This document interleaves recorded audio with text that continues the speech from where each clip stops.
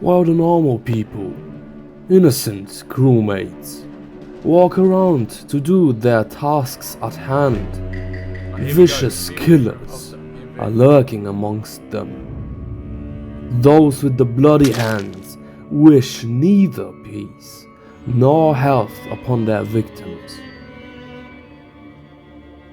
One murderer goes by the name of Vic. He cuts off the light and impairs the vision of the unsuspecting. The honest man named Milk is sliced in half. A blood puddle colors the floor red. And the killer escapes through the nasty, narrow ventilation away from responsibility. What's going on? Oh my god! I think that was Ethan. I think that was Ethan. I'm not gonna.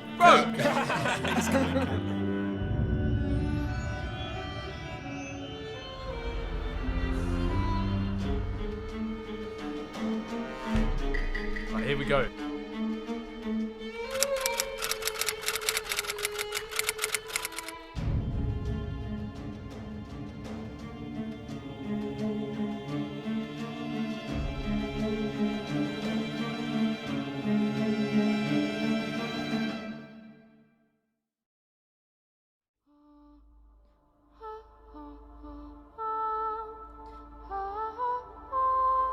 Among Us is a social deduction game where the crewmates have to decide who is not one of them and is dangerous to the spaceship. It is the same as when, in reality, people, or more accurately, the police, try to deduce who is a murderer. Jeffrey Dahmer, Ted Bundy, Jack the Ripper. It took time until they were found out. Until then, they are as normal as any other human. Except, they are not who we think they are. The Among Us imposter seems to be a humanoid, bipedal, crewmate, but behind its deceiving mask, there is a sharp, deadly tongue and hidden weapons. Before we go deeper into the meaning behind the imposters and the Sidemen Among Us psychology, let's quickly analyze why the game became so famous. The game was released in 2018, yet it didn't blow up until the pandemic in the beginning of the 2020s broke out. Its low price and easily understandable mechanics made it accessible to a wide range of people. And after a while, it was heavily popularized by YouTubers and streamers. Did Among Us offer a social release for most people during COVID isolation? The game requires intense interaction between the players and their cooperation in order to succeed in the game. We inadvertently took another step as species in the direction of escaping reality through the digital world. The 20s of the 19th century saw soaring numbers of industrialization, especially in the West. In the roaring 20s of the 20th century, a rapid economic prosperity was to be observed, most of all in the US.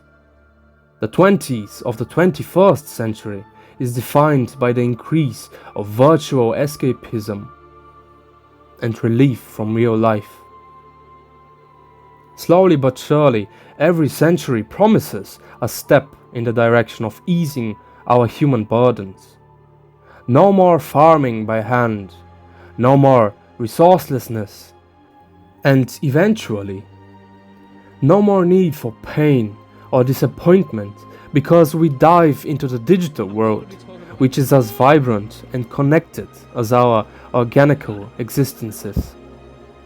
And despite biological disturbances, such as diseases of the sort of the Spanish flu of 1918 or tuberculosis of the 1800s, innovation continues to accelerate the cultural and societal advancements.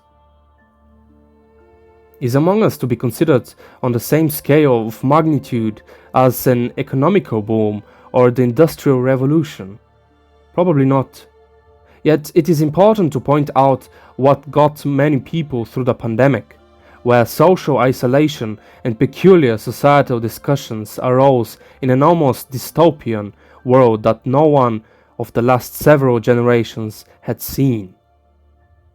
Among Us was a part of the solution for that societal question. The Sidemen saw the same golden opportunity I just discussed and hopped on the game, which still garners millions of views. With their particular personalities and quirks, they shape the experience of the game and undeniably entertain the viewer. Hey yo, Boys, hey, yo. I don't get this game. Yo, I it's don't get Vic. this game. It's Vic. Why is it me?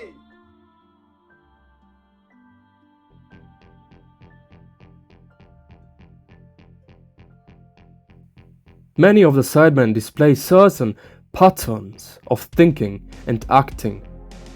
They themselves have recognized them, hence why stereotypes such as Simon is cunning, Harry is autistic, and JJ is a troll arise. Among Us is all about being able to deduce and communicate for the crewmates. The killers, on the other hand, have to be able to lie and act decisively. In this video, Randy is not the imposter, but because of his stuttering, he is voted out.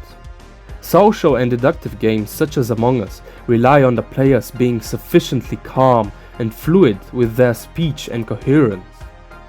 Otherwise, it is seen as tripping over on your own net of lies. Your corner, Randy. I was doing Simon Says on the left hand side of reactor. I was in electrical, got locked in. No, sorry, I was doing electrical. Wow, no, he trips up. It's Randy. It's Randy. JJ is his typical self as he starts accusing anybody for the reason of, as he says, moving mad. He has a bit of the shoot first, ask later type of approach. His hunches are often based on feelings and not rationality. Hence why he comes up with these colloquial lines, by the way, which in their nature can't quite convey a more complex message or be the basis of a good argument. They encompass a wide range of things, and that's why they are vague. Yo, it's Toby. It's Toby. It's Toby.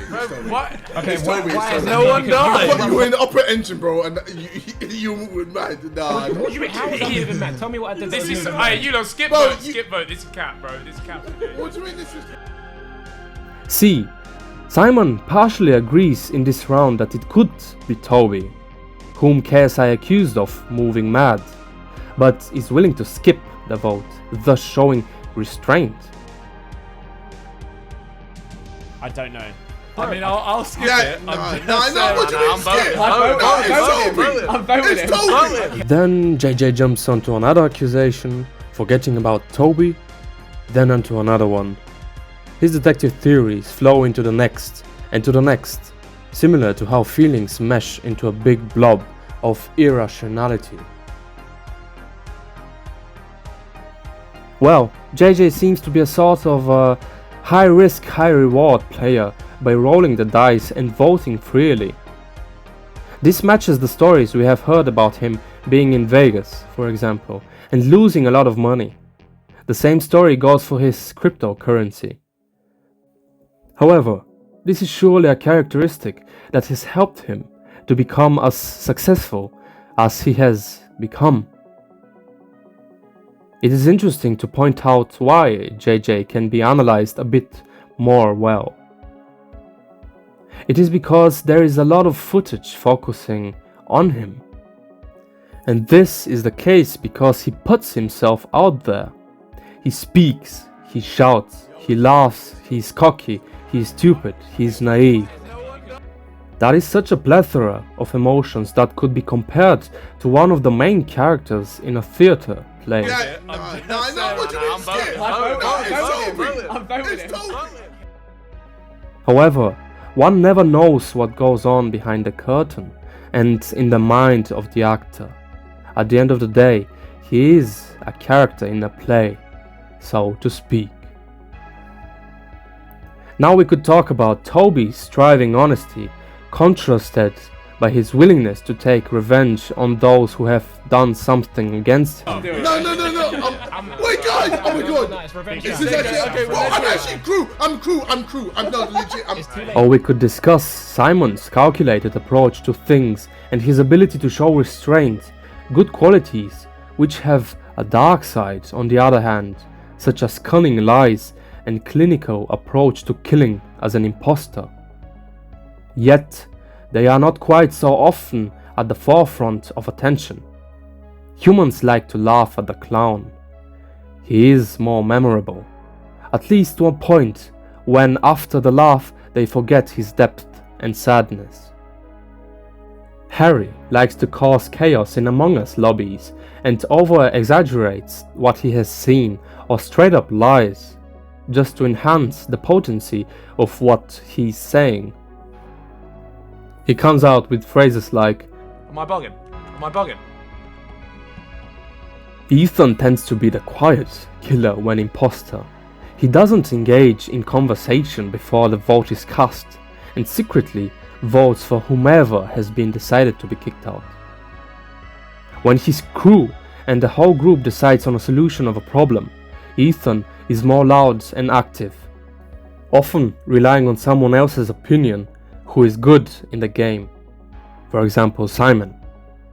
Otherwise, when Ethan has to more or less act and coordinate his actions on his own, he is timid and unsure.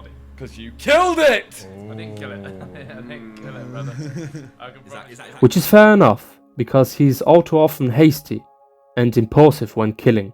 Most noticeably, Bazinga can't resist the urge to get rid of Simon, even though it is clearly getting him under the spotlight.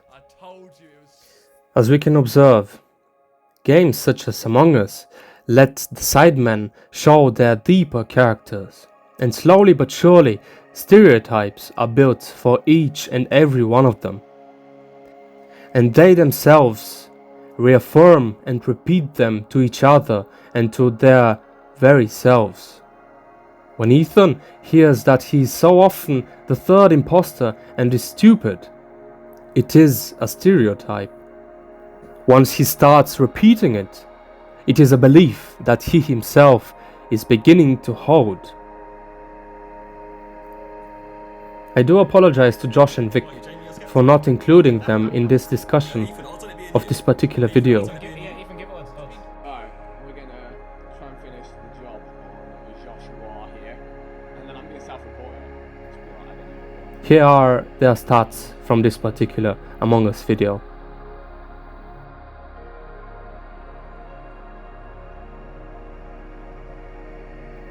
Depending on how this video does, I might delve deeper into the Sidemen psychology in videos such as Among Us, in real life, or Split or Steal.